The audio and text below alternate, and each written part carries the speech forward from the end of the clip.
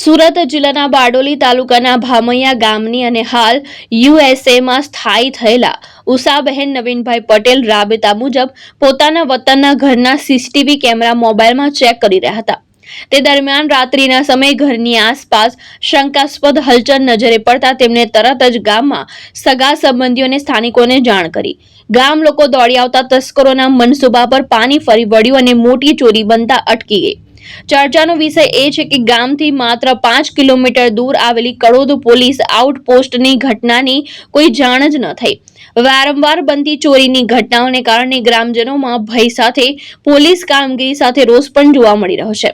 ઘટનાને લઈને ગ્રામજનોમાં જ્યાં મહિલાની સમય સૂચકતાની પ્રશંસા થઈ રહી છે, ત્યાં પોલીસની કામગીરી સામે સવાલો પણ ઉઠી રહ્યા છે। પ્રશાંત પટેલ, AB48 ન્યૂઝ, બારડોલી।